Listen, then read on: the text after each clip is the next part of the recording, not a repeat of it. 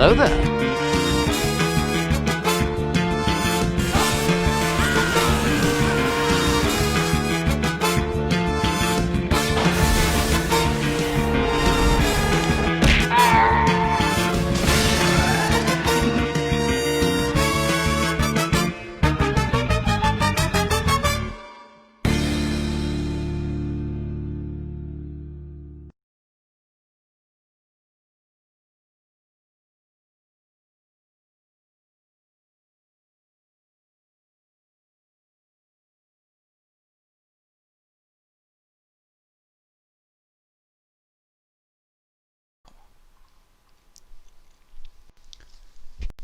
Hello everybody, welcome to the third episode, I think, of the new Palpa stream.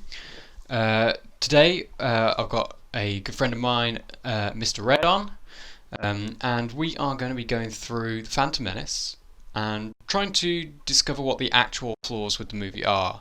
The film has a lot of misconceptions, misunderstandings about what exactly are the problems with the film. So we want to try and set some of those straight, but also try and be objective and, try and, if it's got problems, we want to see where they are and acknowledge them. So I don't know if you want to introduce yourself. Yeah, me and Palpameme have been talking for a while, and we thought this would be a good idea to look over the actual flaws of the movie so we can tell whether or not some of the statements other people make about this film are objective or purely an opinion. Pretty much. So we were going to have the movie up and watch the movie to go along with it, but that seemed to just keep crashing the stream, so we're not going to do that. Okay, so the first port of call that we are going to check in on is the title crawl. So a lot of the misconceptions that seem to be levied against the Phantom Menace is an incredibly boring and dull and political title crawl, opening crawl. And it starts off with turmoil has engulfed the Galactic Republic, so that's already a pretty exciting sounding opening. And then of course you get the taxation of trade routes to outlying star systems is in dispute, and that's where you get all the people who sort of go blah blah blah blah, politics bad. Yeah. But one of the problems with the Phantom Menace, not a problem, but one of the problems it faces is that because it's essentially the first film, we need a lot of context going into it, because we don't have that with the other films. You've got the other films to go off the previous films, whereas here you're setting up a whole new universe, a whole new era from scratch. So we do kind of need of this this exposition, and because it's peacetime, it's not as simple as, say, A New Hope. Because A New Hope obviously is basically during the middle of a war. It's pretty simple. You've got good guys, you've got bad guys, they're fighting. Whereas we haven't got that with the Phantom Menace. The war hasn't happened yet. So this is sort of context to what is going on during peacetime before all of that happened. So of course we're not going to get anything particularly exciting and adventurous without the war.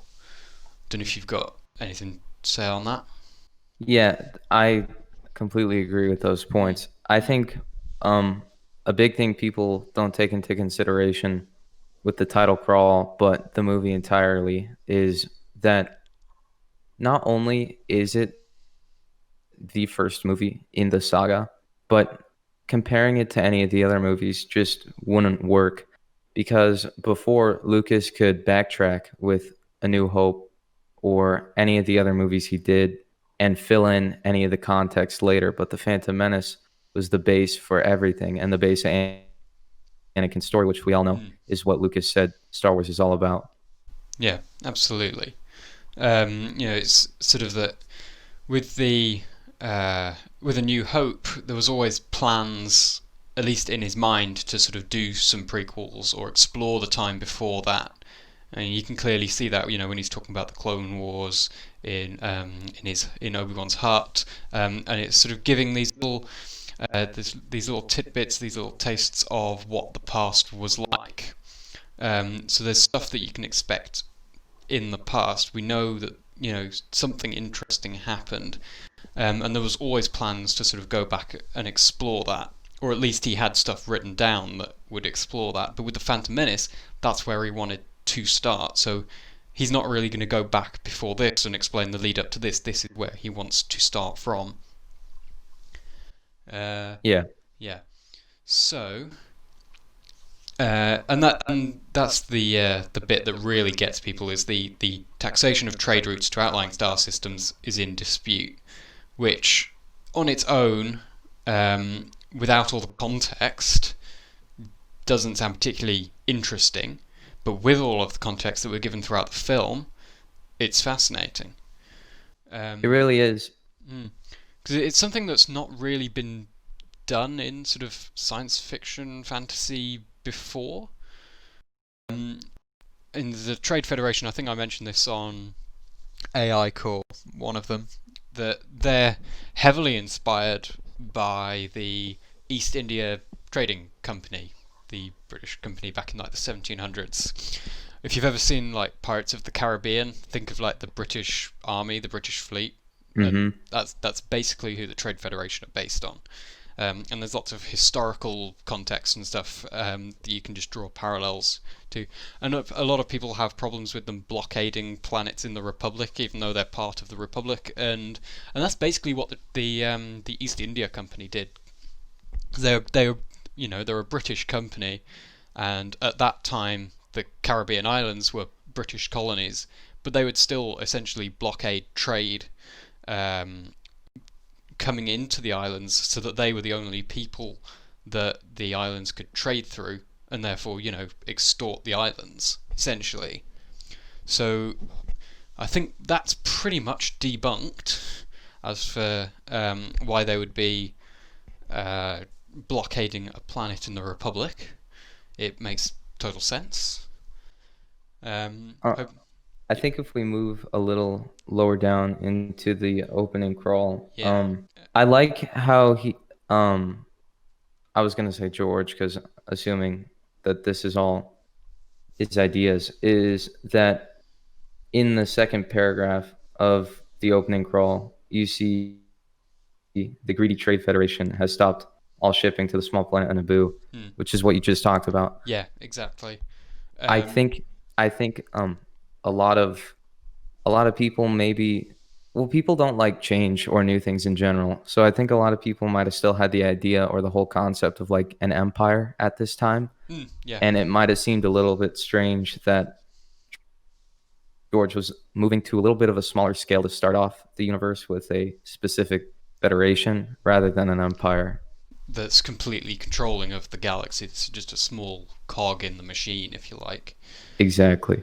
As for why they're blockading it, we know that it's all sort of like down to Sidious, but we don't. One of the things that I would say maybe is a slight problem is we don't exactly know what he's offered them, why they're essentially teaming up with him, and like they said on AI Core, it says the greedy Trade Federation, so we can assume that they're essentially doing it for money. But maybe one of the possible things is that maybe they could just explore that in a line or so. Like maybe Palpatine could sort of say, like, you'll get your reward whenever blah blah blah blah blah or whatever. I think that could be maybe slightly improved. I don't know how you feel about that, but I think it's still fine as is. I agree there could be a little more context added to it, but one thing that would be maybe concerning for someone like George, who is making and directing the movie, is people already complained about how much context was being given. Yeah, that is one of the problems as well. Yeah, you don't want to overload context and stuff. So, while the Congress of the Republic endlessly debates this alarming chain of events, the Supreme Chancellor has dispatched his 2 Jedi Knights. And that's one of the key things there. He secretly dispatches the two Jedi Knights. So when they come back from Naboo and people say, oh, they could have given evidence in court, that's one of the reasons as to why they couldn't, because like the Chancellor sent them behind the Senate's back. It would reflect very poorly on him to be seen doing anything without the approval of the Senate. So they weren't supposed to be there, essentially. Yeah, it would definitely not bode well for him at all. Okay, so I think that's pretty much the crawl done. So, what comes next? Great shot of the Republic cruiser coming down towards the Very great shot. Trade Federation ship. I love that shot. So they land, they leave the ship, and they go into like the conference room. And then pretty much within 5 minutes their ship's blown up. So it's still quite an explosive, action-packed opening to the film. So when people say, "Oh, it's incredibly boring," I would say no, it's pretty cool. Yeah, we're already seeing multiple new vehicles, and it's adding tension to the situation. Yeah, absolutely. In fact, that opening scene does a really great job at actually establishing pretty much everything that you need for the film. Within the first 2 minutes or so, you've got the Jedi, you've got the context of what's happening from the crawl, they're immediately in talking to the Trade Federation, you're seeing the battle droids, you're seeing the landing craft in the hangar that we know end up going down to Naboo. Pretty much everything is set up almost immediately, which I think is pretty well done for such a short time frame. Me too. I think the way the pacing works in the first few scenes or sequences of the movie is pretty much perfect. Yeah. So they go in to the conference room. They sort of they sit down. They're talking about the negotiations, and Obi-Wan starts talking about how he feels like there's something going on, something elsewhere that's not to do with the mission. So again, right from the beginning, we know that this isn't the only conflict that is going to be faced throughout the film.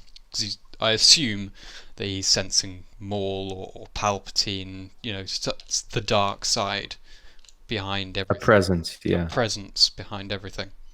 As for the Trade Federation viceroys, absolutely love Newt Gunray.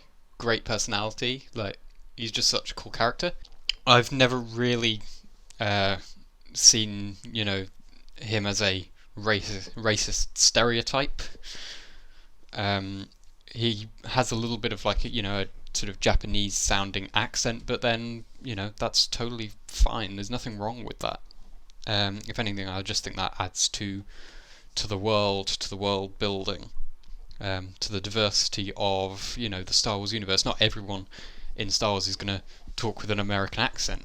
They're aliens. Exactly. I think people look way too much into very, very small unintentional things like that into any movie, but this movie specifically. Yeah, because in this movie, the ones that are often most picked out are Gunray, the Neimoidians, Watto being supposedly Jewish, and Jar Jar supposedly being like a Caribbean caricature, all of which are total bullshit.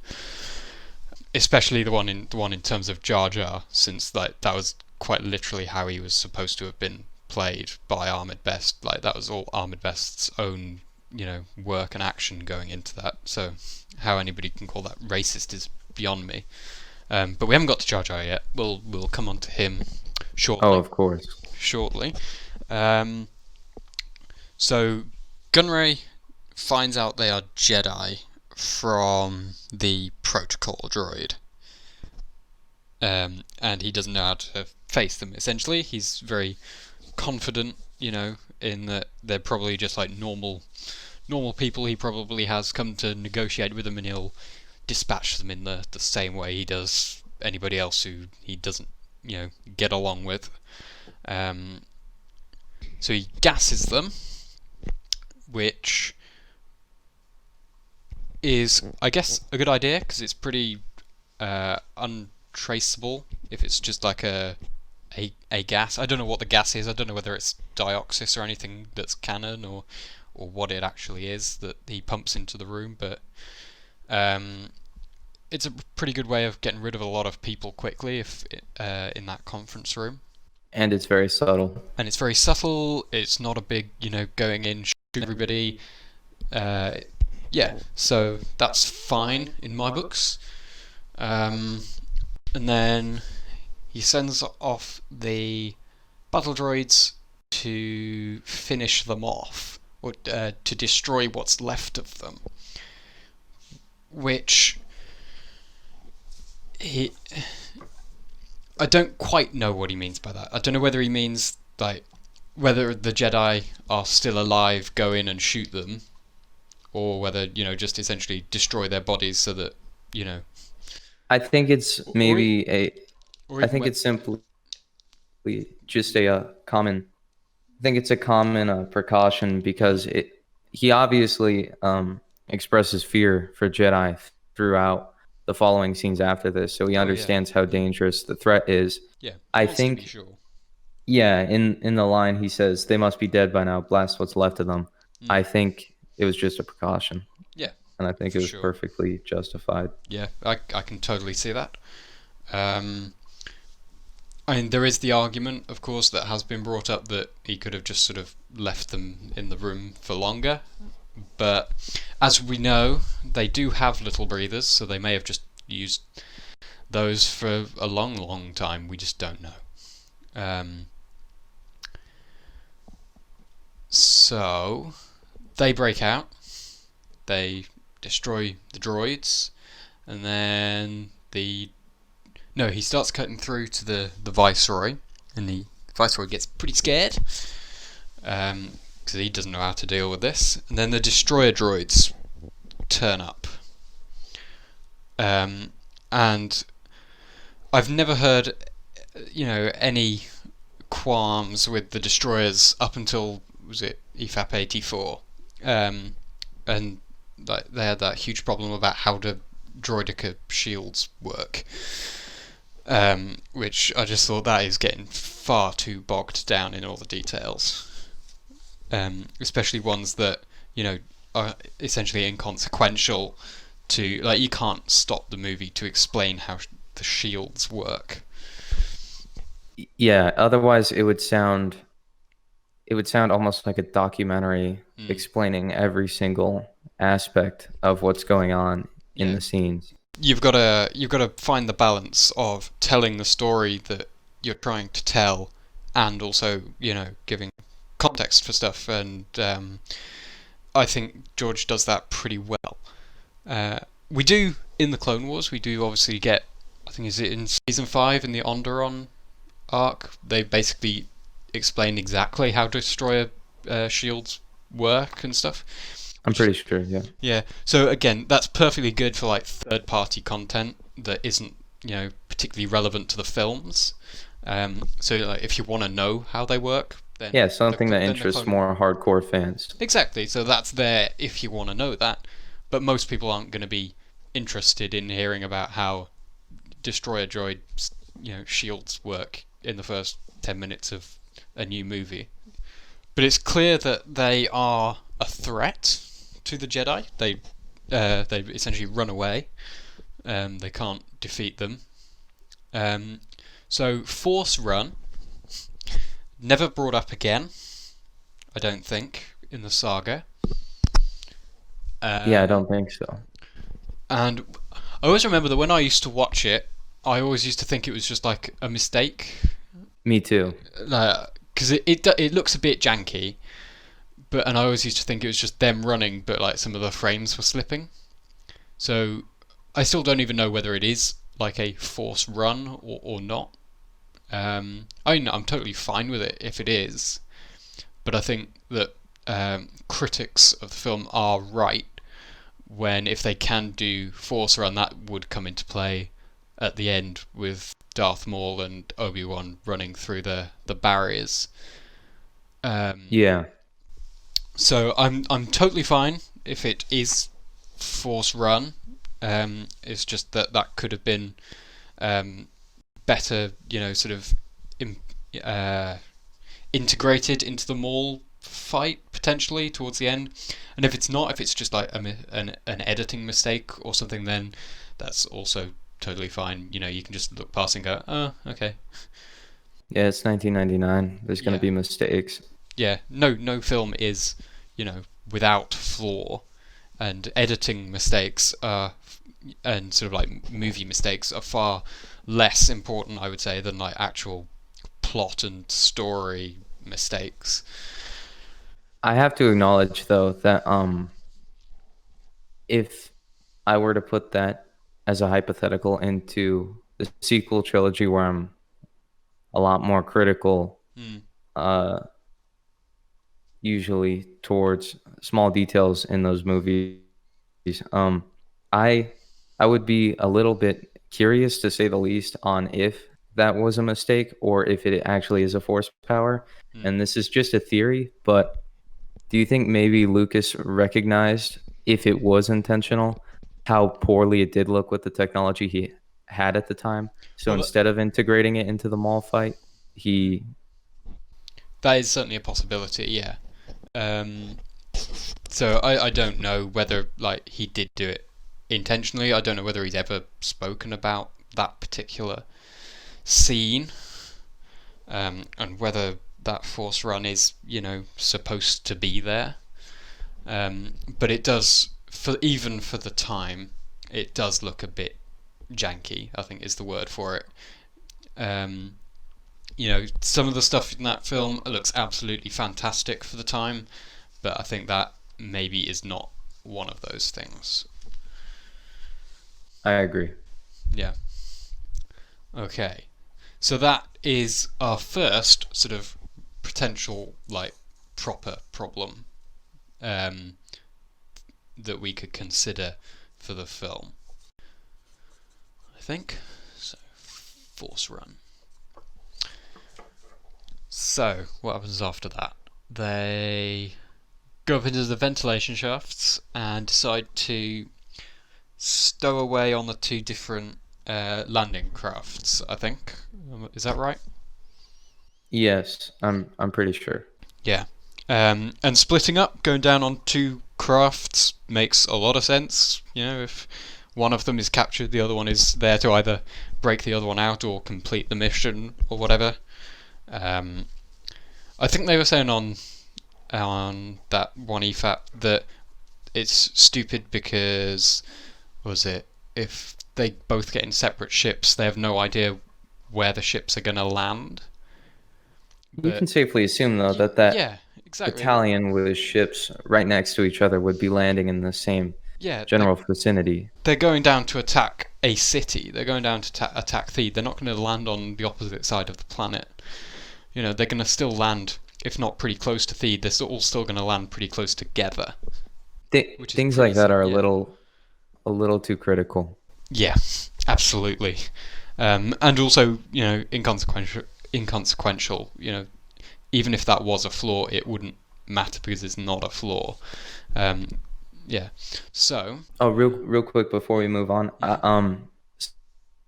some people might be confused. I could see at this point in the movie why, or if the Jedi and the Chancellor know exactly what. Well, of course, the Chancellor secretly knows, but the audience doesn't know that yet. Mm, But the Jedi, or Qui-Gon specifically, expresses confusion for why they're sending this much of an army down to Naboo. yeah. So it lets the audience know that at least the Republic doesn't know what is going to happen, and specifically the Jedi who are on the mission. Yeah. So the invasion is not expected, I believe. Yeah, That comes as a shock, as a surprise, particularly to Qui-Gon. In fact, he says he doesn't know why they're doing it. There's something else at play. Because tactically, it doesn't really make any sense. The blockade, if they were, just a trade organisation, the blockade would be enough. Because that's all they're doing. They're just stopping, shipping getting to the planet and people getting off the planet. blocking transmissions. So an invasion seems very out of the ordinary. Okay, they get off the transport ships. Obi-Wan, it turns out, is like caught and he's being chased, so it goes to show that them both being on separate ships was actually a good thing, and why Qui-Gon can save him. So that thing that we were talking about earlier is perfectly applicable. Yeah. Real quick before we move on to that part on Naboo, I think what happens before that scene is Oh yeah, because we haven't talked about Sidious, have we yet? No. There's a scene in the Naboo Palace throne room Oh yeah. where all the transmissions are being cut out, and there's sort of a small panic by everyone who's there with Padme. That's right. Yep. I don't see any problems with that scene. I think it's just also acknowledging that the people and the basically the government officials of Naboo are acknowledging that something is wrong or out of the ordinary. Yeah, it's saying that this invasion is not expected. It's not the normal thing that's done. Essentially, that something else is going on here. I've had a good idea. Since I'm actually doing this in my living room, I'm going to pop the DVD into my DVD player, and I can have it going, so I can skip through it that way, so I can keep an eye on where we are. Good idea. So I don't know what the next point we were coming up to was, but I don't. If you want to just like talk about that for a minute or so, I'm just going to go and put the DVD in so I can keep track of like where we are. Okay. Sure. So I think the next part is where it is starting to show the environment on Naboo, more of the swamp areas, and there's a shot of the ships all landing, and then I'm pretty sure Rune says that there's no trace of the Jedi, so the Trade Federation can presume that they're dead and the problem has been taken care of. And then I'm pretty sure in the swamp, like you said, it shows Obi-Wan being caught. And then the next sequence is Qui-Gon running away from the ships. And I think that's when he first meets Jar Jar. I don't personally see a problem with any parts of this sequence at all. I think, especially for how much they combined the vehicles with the landscape, I think the visuals were done great. Like we always say, especially for the time that this movie was made, I think it was definitely done to a T. Is this the MTTs coming through the forest that you're on about? Yeah, when Qui-Gon is running away from them. Yeah, I thought that scene looked great. And I like the how off the bat we get to know what type of character Jar Jar is when he's kind of terrified. Yeah, and then he flops down on the floor when Qui-Gon tells him to get down. And then of course we get one of the most beautiful prequel quotes: "The ability to speak does not make you intelligent." Thank you, Qui-Gon, for that. That's been so useful. Qui-Gon, even though he was a short-lived character, has some of my personal favorite quotes. He's definitely one of my favorite Jedi. Oh yeah, 100%. So I've just got up to the bit.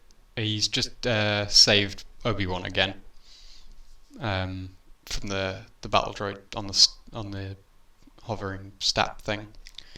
So I'm up to speed of where we are in the film. So let's move on. So you start talking to Jar Jar, and then I believe he then leads them down to the Gungan city. I think that's the next scene. Yeah, there we go. Which, by the way, I love the visuals for the Gungan city, like all the bubbles. Uh, Oh, it's kind of captivating in a yeah, way, it's getting to also understand the ecosystem of Naboo. The yeah, world building, I should say, off the bat is amazing. absolutely. And I love the little details. Like I'm looking at the shot of Jar Jar swimming down to it, and you've got the great big bubbles, and then underneath the main bubble, there's what looks like sort of more industrial. I don't know if they're like reactor cores or anything, but it shows that they have, you know, technology. They're not just primitive people. They have actual technology, that they utilize, which a lot of people probably miss. In fact, that's the first time I've even seen those. Um, but that's pretty cool, I think. And the other thing I think is that it does a great job of setting up the big shield that they use, the energy shield, in the battle at the end. Because otherwise, that seems to come out of nowhere, but it seems to be the same type of shield that they use for keeping the water out of their domes. It seems to be that same sort of energy material stuff that they can walk through. So I think that's a great way of sort of setting that up It, almost subconsciously. yeah, it was great Mm, foreshadowing. yeah. So yeah, I've got no problems with the Gungan city at the moment. So going to see Boss Nass. Well, real quick, let's just acknowledge at this point in time, people already had another plethora of problems with the movie. I Mhm. think a lot of people just did not like the Gungans at all, at That least is the very first time true. they saw the movie. That is very true. And I cannot say that if I had to put myself in a position where I was a little bit older and Mm. I had grown up with only the originals and I see that I, after waiting decades for the movie. I can totally see why they wouldn't like it. I can totally see that and understand that. Yeah, but I think a lot of people's faults is not giving Mm. it more of a chance than they do and Yeah. being so set-minded. But I wanted to acknowledge that that's purely subjective. There's no problem with this species or anything they do No, in the movie. absolutely not. They're actually very useful. Yep, absolutely. They're all integral to the plot. They, have character, especially in Jar Jar. The world building around them is fantastic. The use of the Gungans and the conflict with them and the humans on Naboo is very interesting. And the fact that they end up coming together at the end of the film is, a great sort of bit of world development. And the fact that I think in Attack of the Clones, when they go to Naboo, and you can see there's some Gungans standing in Theed, I think that is great continuity, showing that now that the Gungans and the Naboo are friends, that they've settled their differences over this conflict, that the Gungans are now accepted into like the Naboo society. I think that's a Definitely. great little sort of. I know it's just like a tiny little cameo from a couple of Gungans, but it says so much about their cultures and what's being presented in the films. Definitely. George Mm. definitely pays Mm. attention to details. Yeah. hmm So, okay, so that was the bit with Captain Tarpals talking about how Jar Jar's been banished. Um, and I think one of the things that, I don't know, because the way the Gungans talk is totally fine. I like it. I think it's like an interesting quirk that they have. But again, like you said, I can totally see why someone would find it irritating.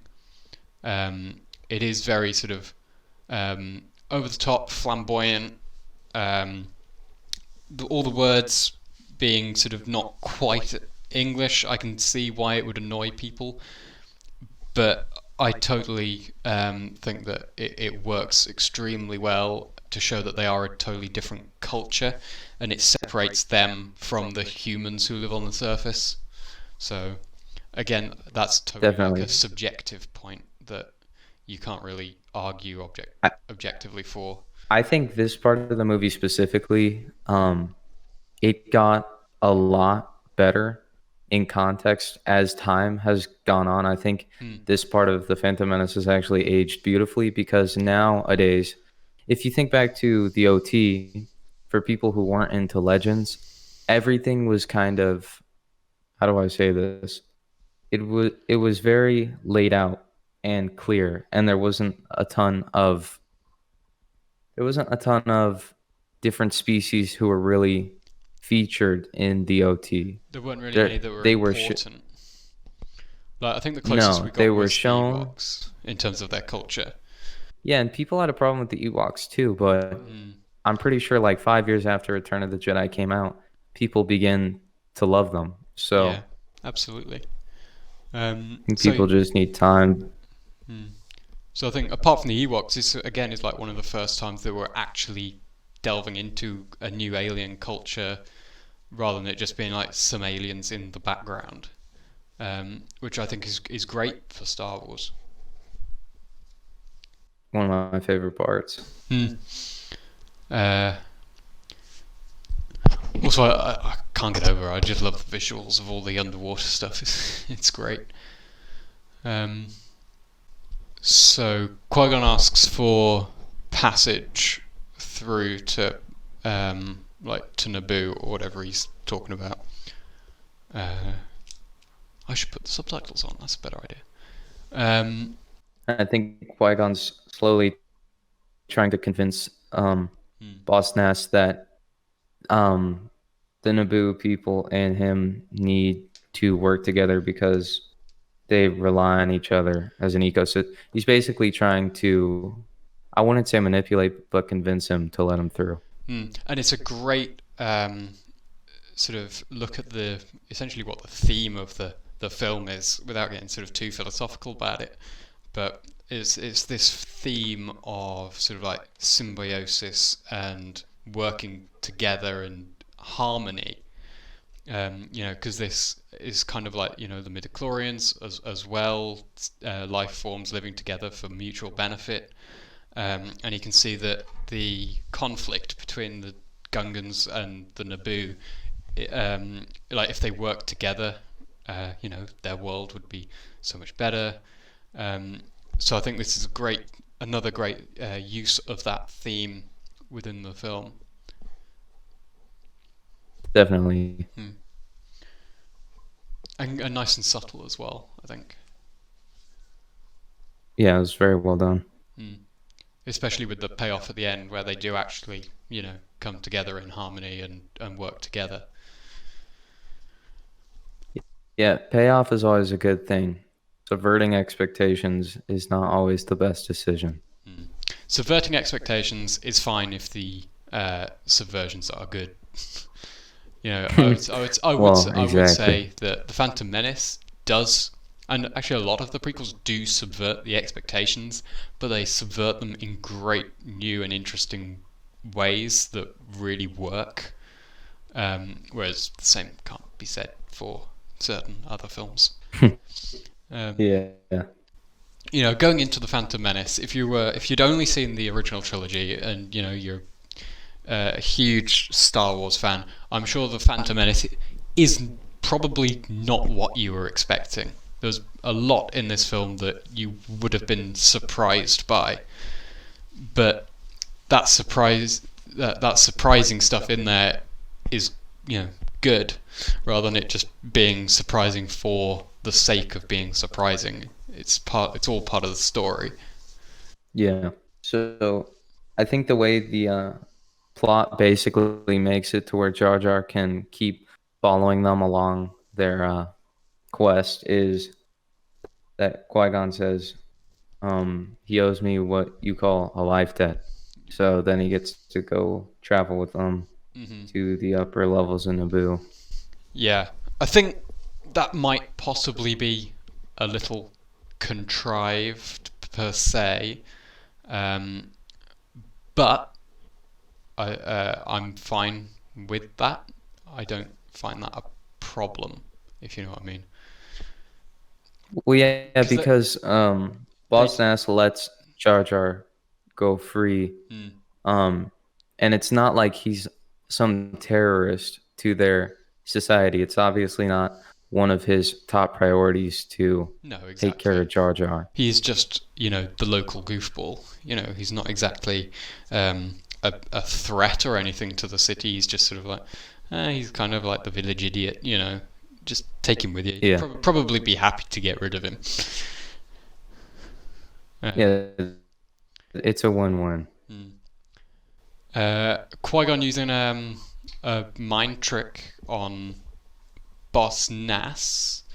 The morality of that, I think, is pretty good, showing that Qui-Gon doesn't always um, perhaps do the most righteous of things. He's a bit of a rebel Jedi. And again, that's great for, like, he then tries to do it on Watto, but Watto's, smarter than that. He's a Toydarian. Mind tricks do not Only work on me. money. Only money. Um, so yeah, I like that. It's a little bit of his character. He's kind of, mischievous. I get, with the Jedi, he's bit of a maverick. Doesn't always play by the books. Um, I think if this was perhaps Obi-Wan in his place, like, later prequel Obi-Wan, he wouldn't have done that. But because it's Qui-Gon and what we know about his character from the rest of the movie, I think it's perfectly in line. A very subtle hint at how Qui-Gon views the rules of the Jedi and the will of the Force. Yeah, absolutely. Uh, So I oh, think they're talking about. Oh, you go ahead. I was gonna say, 'cause they're still talking to Boss Nass here, and he's talking about, you know uh, your gods demand that he belongs to me. So I guess this is suggesting that he kind of knows about the Gungan culture, which I'm fine with. The archives probably have a lot on pretty much every species in the galaxy. Probably will have read about them at some point. Um, so I don't really have a problem with that.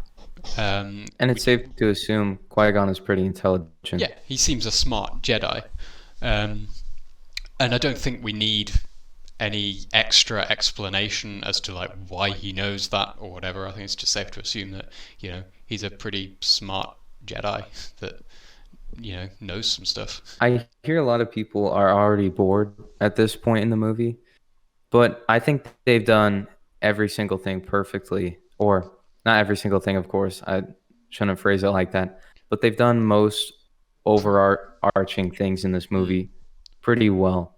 yeah. The world building is set up. Everyone's motives have kind of been revealed. Everyone's positions on things have been revealed. They're starting to move along in the plot, and I think it introduces some cool new things to Star Wars.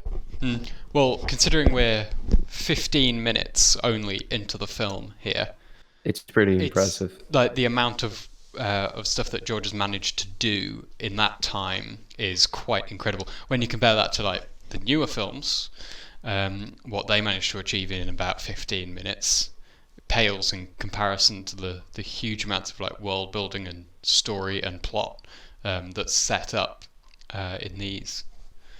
Oh, through the planet core.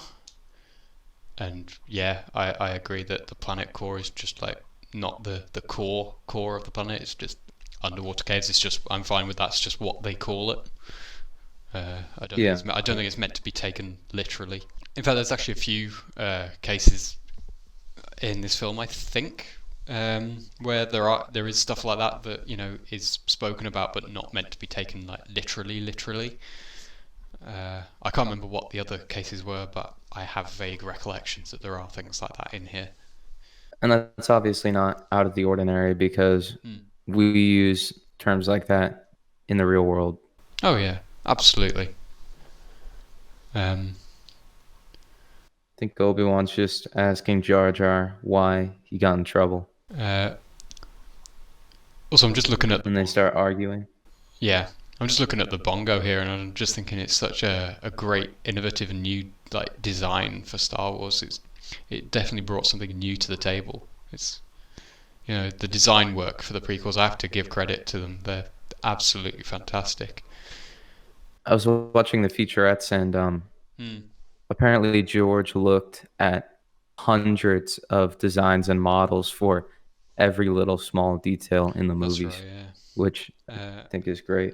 Yeah, and I kind of feel sorry in a way for the model designers because they would make like I know. hundreds and hundreds of I was designs, like, and you would just walk into a room and go, that one and that one, and then all of the other designs, just sort of essentially go in the bin. It's a lot of work. people spent hours Yeah. working. Yeah. But that's George.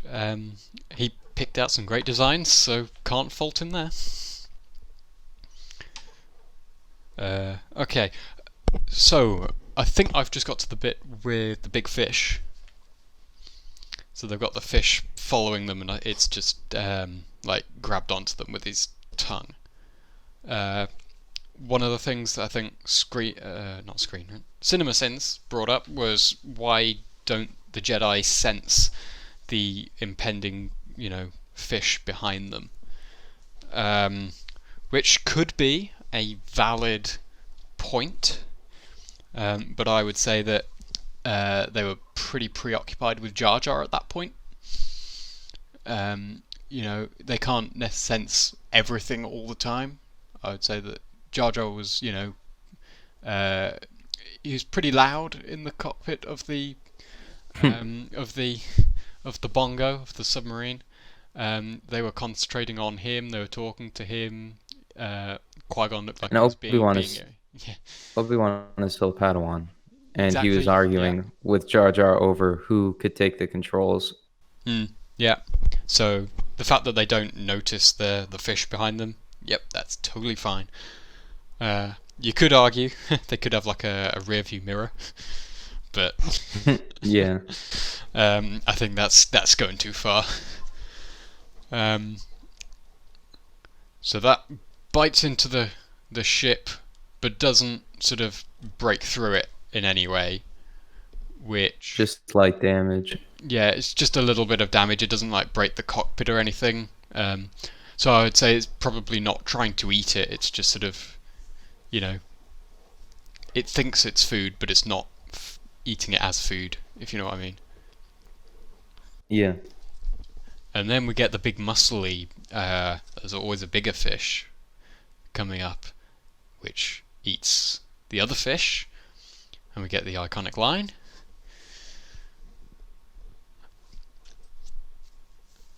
Oh, and that's one of the things that I would like to point out, being that Qui-Gon kind of does like a Vulcan death grip type thing on Jar Jar to make him like settle down,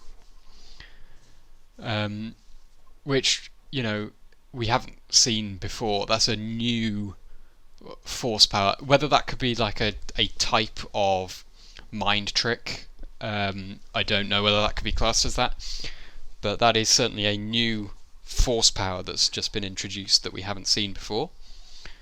But I think that fits and is pretty logical that Jedi would be able to do that.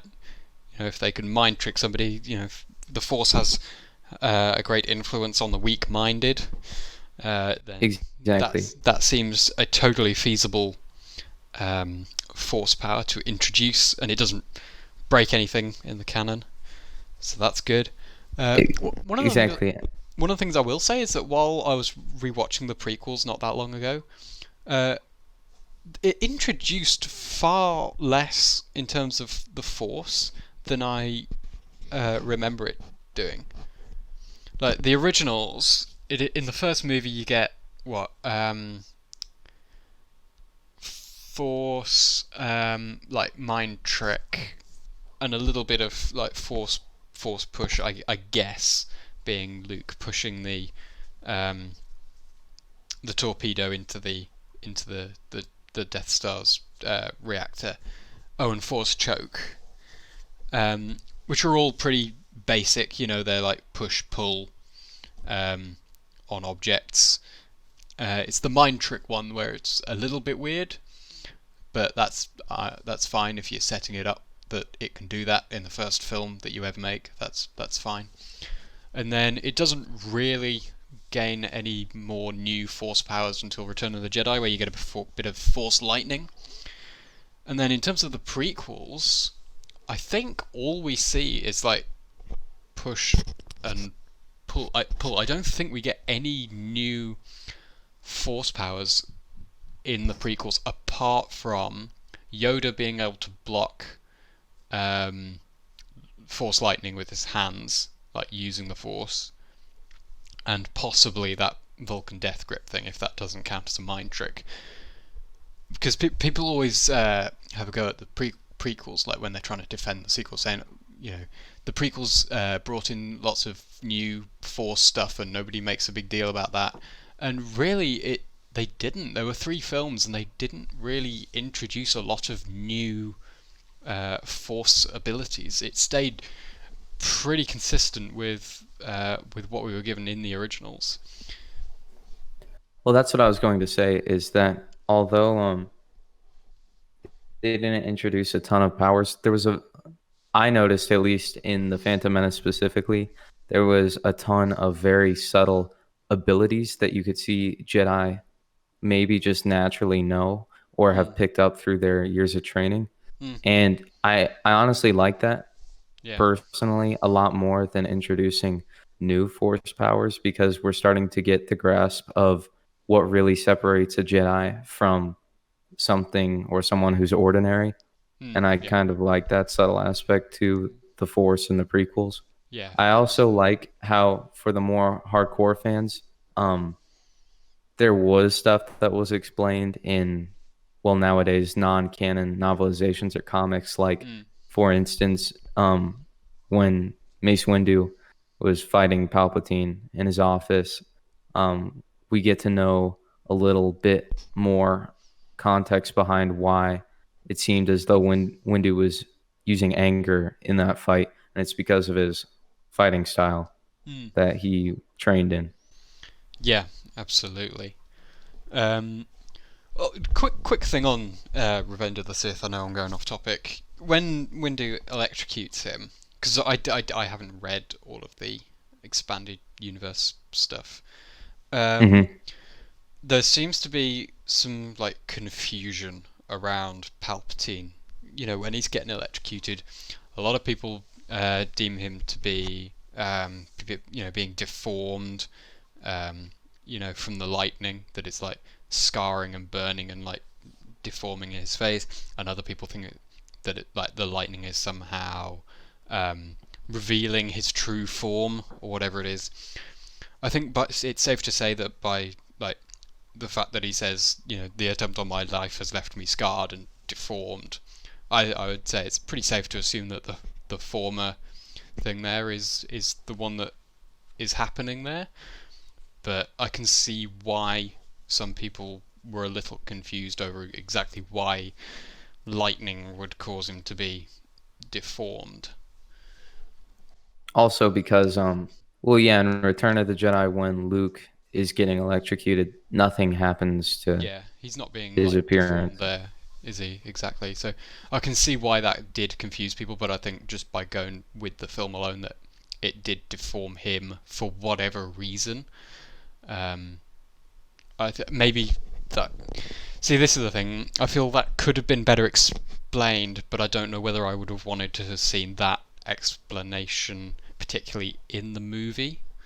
I don't know whether that would have been just better for like third-party material. I mean, it may well be out there in third-party material. I just haven't read it. I think it's non-canon now, unfortunately. After 2012. Yeah. But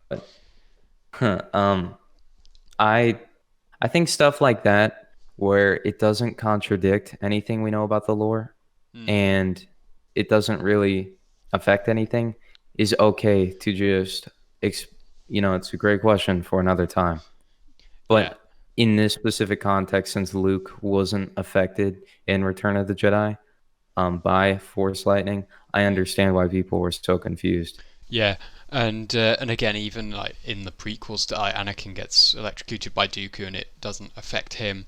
So it might just be the fact that, admittedly, that was quite a short electrocution, but it might just be to do with the length of time that he was being electrocuted or something, because he was getting like a face full of it for quite a while. Yeah, it was Um, a hefty minute. yeah. So yeah, I don't have too much of a problem with that, but I can certainly see why people would. Uh, anyway, back to the Phantom Menace. Yeah. So I've now got to the bit where we've got the Trade Federation ship, and you can see the blockade around it. And I will say, again, the visuals and the models in these look absolutely gorgeous. I absolutely They do. love the models here, especially when you see all like the behind the scenes and like these models are like 10 foot wide, huge monsters sort of thing. Yeah, I think they look absolutely fantastic, and they still hold up really well today. I think that's probably, and I know this will probably be a hot take, and it certainly was when I've talked about it before, but I personally think that the Phantom Menace is the best looking visually Star Wars movie ever made, because I think it does a really great job of balancing the really fantastic practical effects with the CGI and the modern technology. It's sort of like that perfect in-between world of where you've got like the great practical effects and like the sort of really tactile feel of the originals that can then be enhanced with technology of 20 years later, which I think, although the other two prequels use a huge amount of practical stuff, I think Phantom Menace does use a lot more, which I think is why I do like the aesthetic of the Phantom Menace slightly more.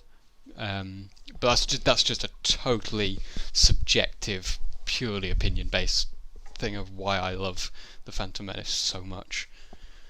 Well, yeah, I feel like you can judge visuals to a point through an objective scope, Mm, but eventually it just comes down to personally, do you appreciate the aesthetic and exactly. everything Yeah. that the visuals bring to the table? Yeah. Exactly. Um, so yeah, we're on the blockade. The full blockade is there, and that does obviously disappear later in the film, but we'll get to that when that happens, if we get there. Uh, so then we've got the Viceroy's talking to Palpatine, and I'm actually watching this without any sound, so I can't remember exactly what it is they're saying. uh, what's this scene? This scene is.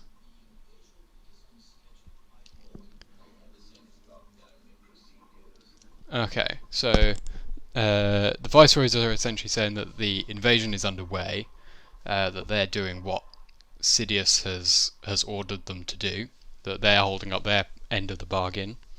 Uh, Sidious is saying that he's keeping the Senate bogged down in decisions and politics, essentially, to try and keep this all under the wraps to try and distract the Senate.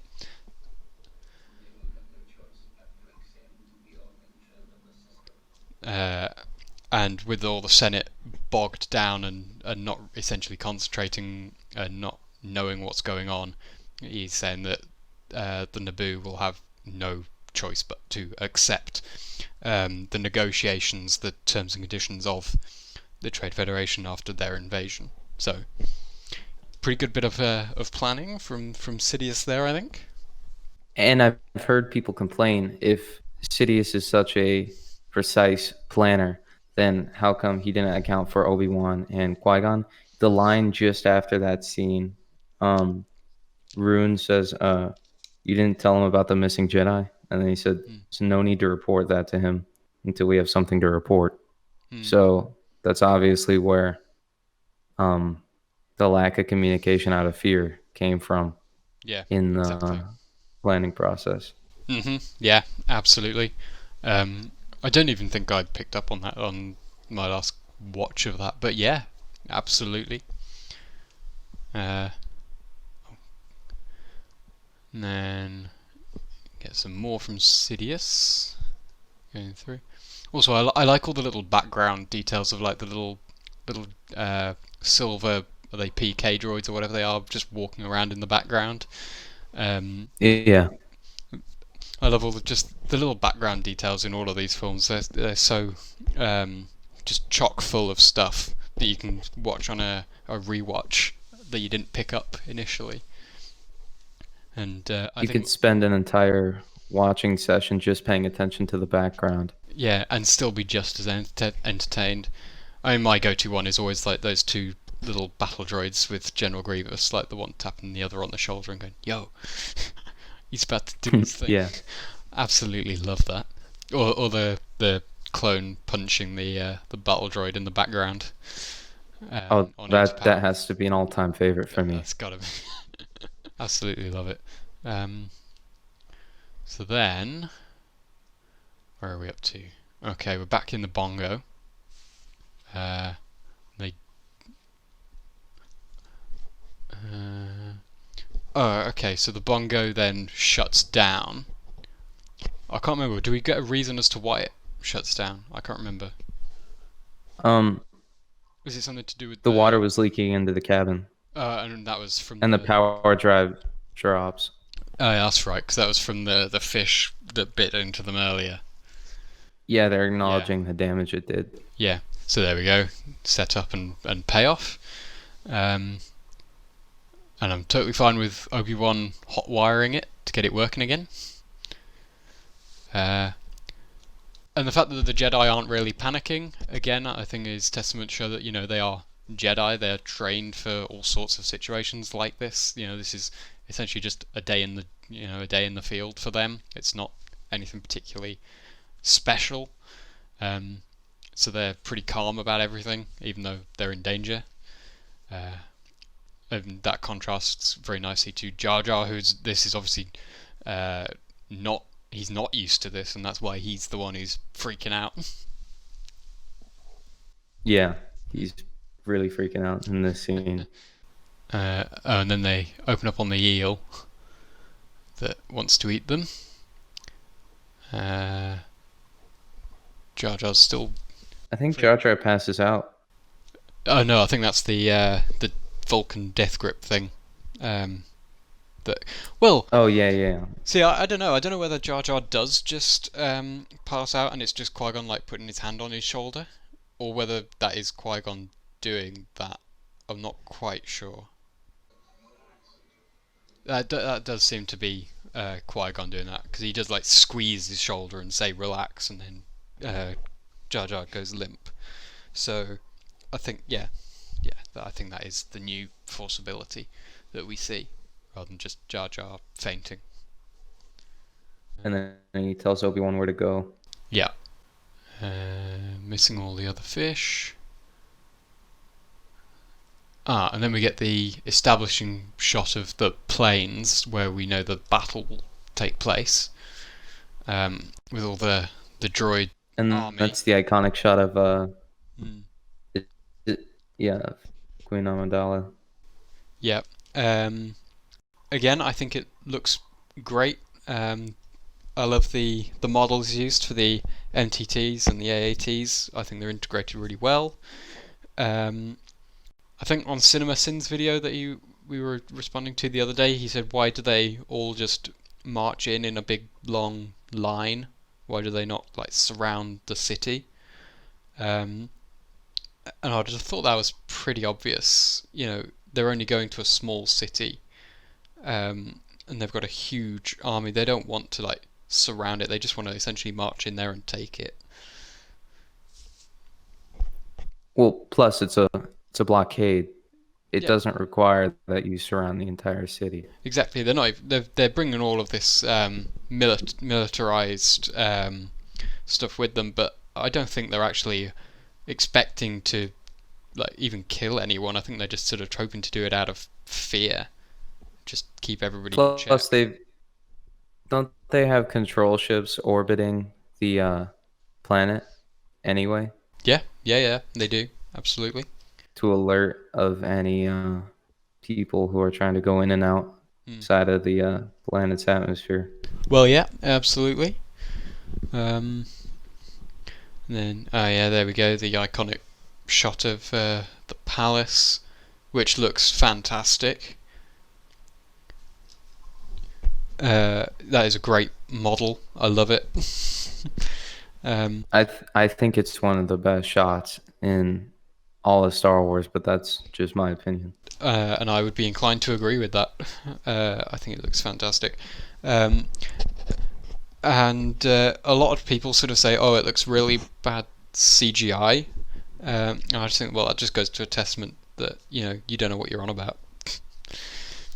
I was about to say that. Yeah, they just don't know what they're talking about because it's in fact a model. Exactly. And I know, again, I think it was on one of the EFAPs that they were saying that some of the models that, in their opinion, didn't look good because they were trying to light them with CGI lighting, which sort of made them look fake even though they were real. And I disagree with that. I mean, even at this time, they didn't have like CGI lighting, did they? So I disagree with that point wholeheartedly.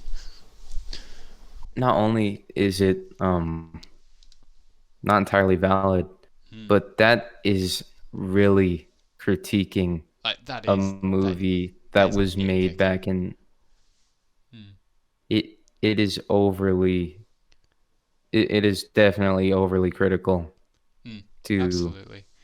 I mean, these films came point out something 20 as years ago, so minuscule. yeah.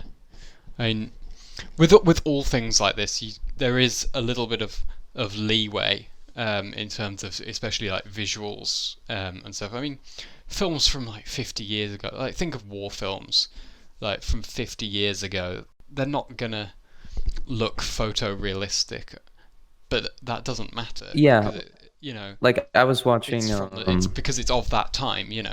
I was watching. I don't know whether you know the film. I was watching a film called The Dam Busters. I think it was made in 1955. I was watching it for I think my next upcoming video that I'm doing about that versus Star Wars, and the effects in that. These loads of models and stuff, and it looks good, but you can tell like that they are models. Like the dam breaks and all the water rushes through, but you can tell the dam's only like 6 inches high. But it doesn't matter because that's what they had at the time. That's what films were like at the time. So you can't judge visual quality of a film by today's standards, comparing it to what they had at the time. I think that's a really strange way to look at films. exactly. I wouldn't be comparing You want to be I comparing don't know, films from let's the say same era, from the same time. yeah, I wouldn't be comparing like a Ferrari made in 2020 to a steam train from 400 years ago Yeah. or whatever. It Mm.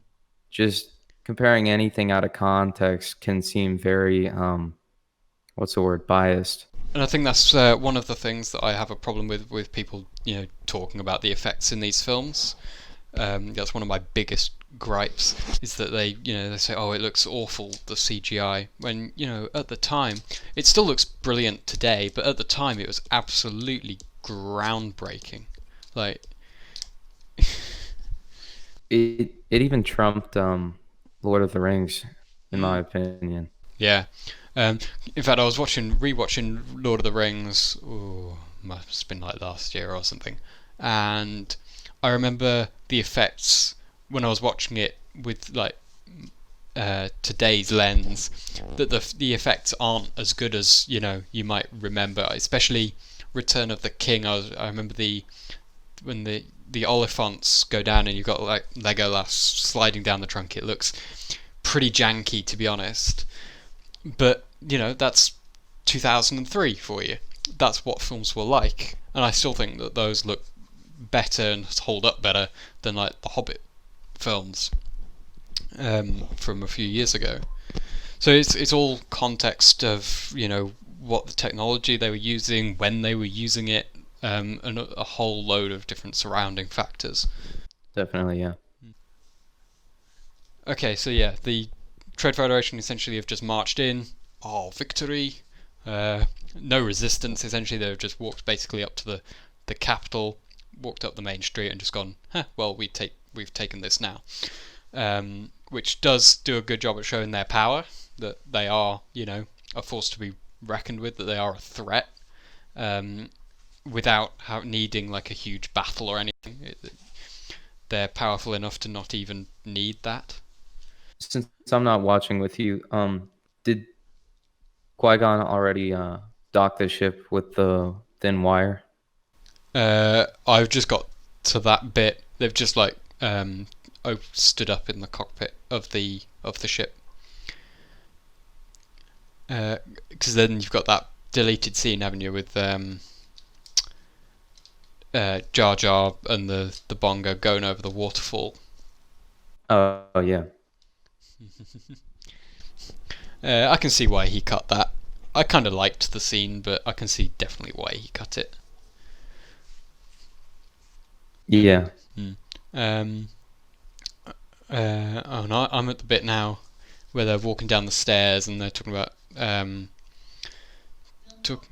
about like the Naboo will not cooperate and do this for your people, and you can tell it's Keira Knightley, so that's good that the Queen is using her bodyguards effectively. I think this is the first instance that we see of the Queen using a bodyguard of her decoy. I think this is the first time. I could be wrong. I think it's the first time we've seen it.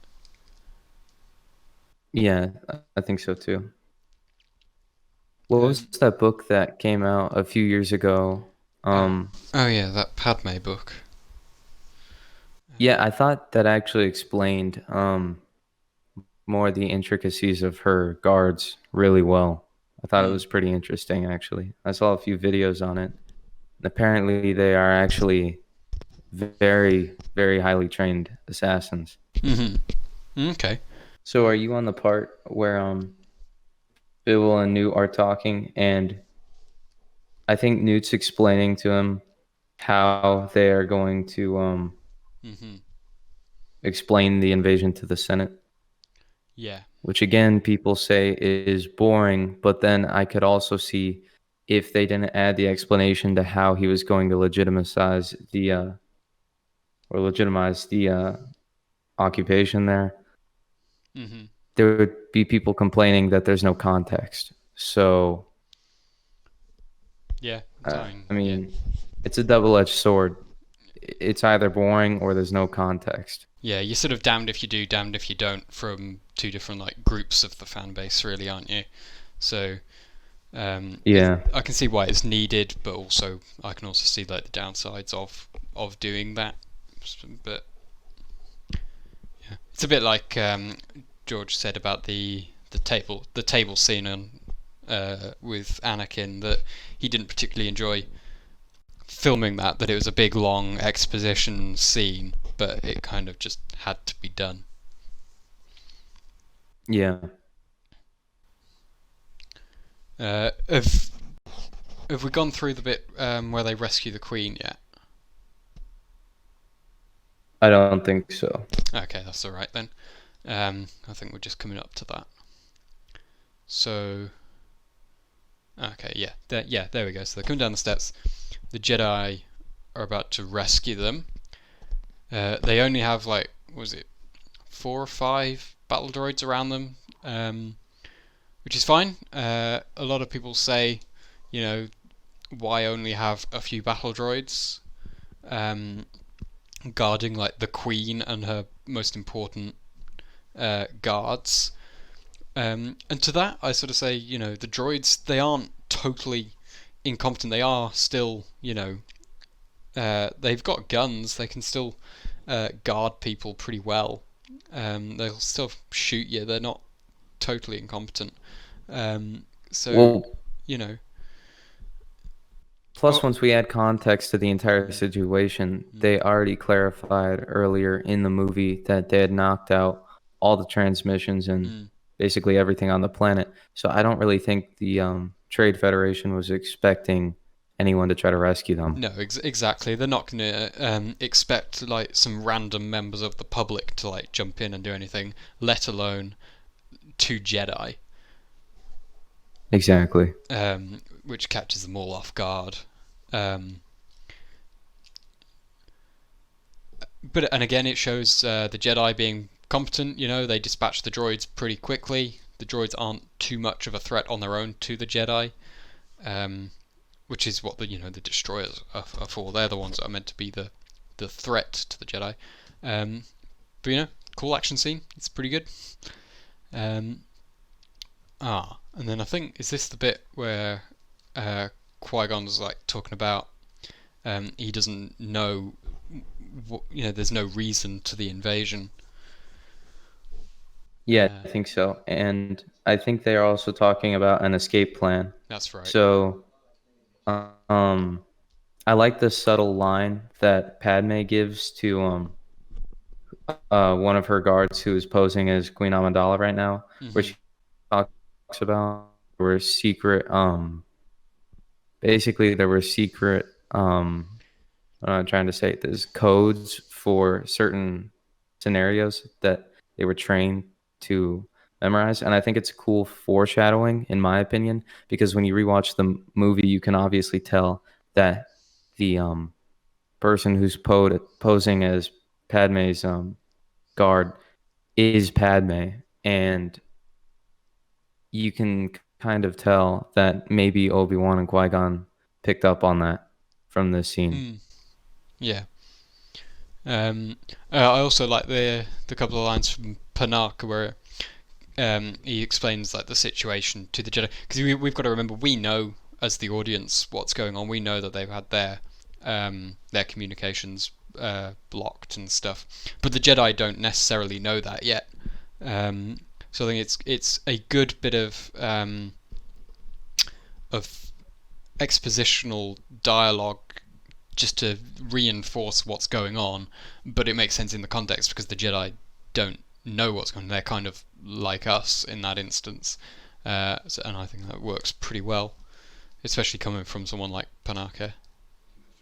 I really enjoy the next part where Qui-Gon's talking to the guard droid of the hangar. I think this is some of the most tasteful humor that Star Wars does correctly, or George Lucas Star Wars did correctly. Yeah, I do like the humor in the Phantom Menace a lot. It's just that sort of fun.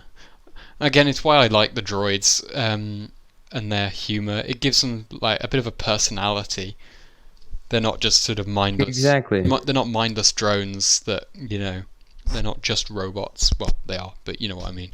Similar to like the clones, how their personas were more explored in Clone Wars and other forms of media. Real quick, I know it's off topic, but I do acknowledge that how people, especially after Clone Wars, were disappointed in the execution of like Order 66 and how heavily involved the clones were in the story, and how they didn't feel like there was enough resemblance of like a bond between the clones and the Jedi.